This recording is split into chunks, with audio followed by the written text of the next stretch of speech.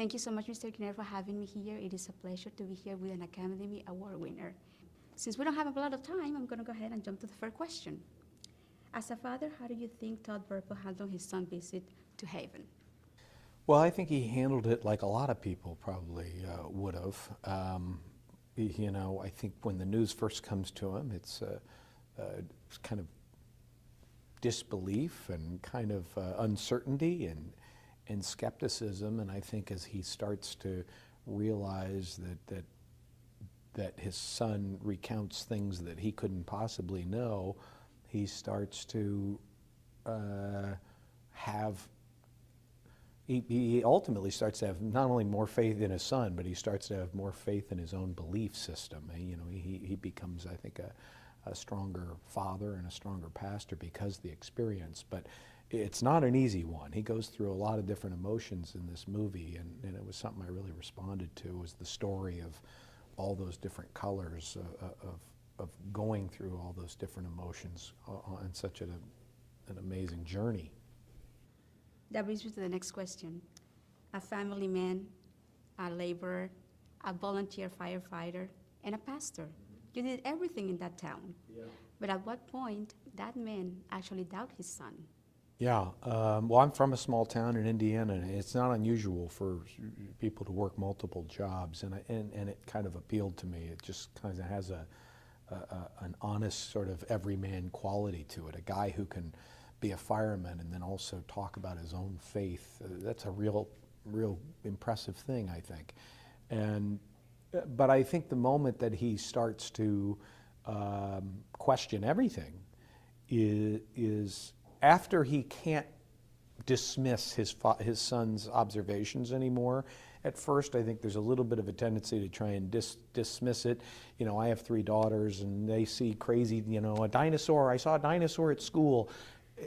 But what Colton kind of said to his father, and some of the specifics that he brought to his father, were much more powerful than that, and the father had to address the meaning of what that was. So when there is a delicate situation, most of the time, Mr. Kinnear, people doesn't want to speak to the media. Why do you think Mr. Burpo allowed that interview with his 4-year-old son? Well, I don't know. I mean, it's really a nice moment in the movie because the mother's a little like, I don't know about this, and the father's a little, I think, uncertain about whether or not that's the best course of action himself.